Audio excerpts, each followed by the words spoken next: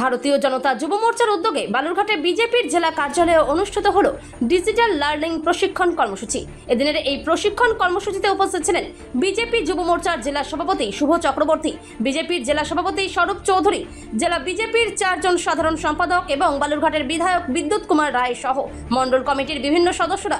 বিজেপির পক্ষ থেকে জানানো হয়েছে, তরুণ সমাজই দেশের ভবিষ্যৎ এবং তাদেরকে আরও শক্তিশালী ও দায়িত্বশীল নাগরিক হিসেবে গড়ে তুলতেই এই উদ্যোগ। প্রশিক্ষণের মাধ্যমে যুবকদের মধ্যে দেশাত্মবোধ জাগ্রত করা, দুর্নীতি ও অনিয়মের বিরুদ্ধে সচেতনতার সৃষ্টি এবং দলকে তৃণমূল স্তরে আরও সুসংগঠিত করার রূপরেখা তুলে ধরা হয়। নির্দেশিকা অনুযায়ী তরুণদের আগামী দিনে সামাজিক ও রাজনৈতিক ময়দানে সক্রিয় ভূমিকা পালন করতে উৎসাহিত করা হয়েছে।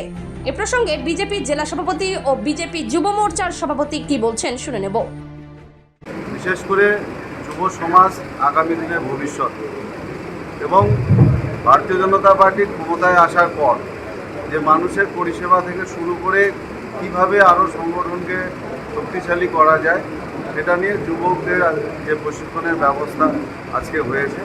এখানে নির্ধারিত যারা প্রশিক্ষণে নিতে এসেছেন তারা নির্ধারিত ব্যক্তি আছেন, অর্থাৎ মণ্ডল কমিটির যারা সদস্য আর সেটা তারা এসছেন।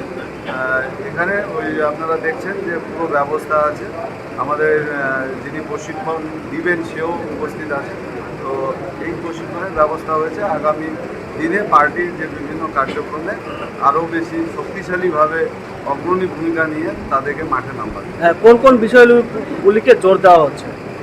দেখুন, মেনলি কীভাবে আগামী দিনে কাজ হবে, কীভাবে যেমন আপনারা জেনেছেন যে বিভিন্নভাবে দেশকে একটা বিশৃঙ্খলা পরিবেশ তৈরি করার জন্য বৈদেশিক শক্তি এবং দেশে কিছু দেশদ্রোহীরা যে প্রচেষ্টা চালাচ্ছে, তো সেটাকে পুরো নাশসাৎ করে দেওয়া এবং দেশকে এগিয়ে নিয়ে যাওয়ার জন্য দেশাত্মবোধক ভাবনা, দেশকে কিভাবে এগিয়ে নিয়ে যাওয়া যায়, আগামী যুব সমাজ বা যুবকরা যাতে বঞ্চিত না হয়।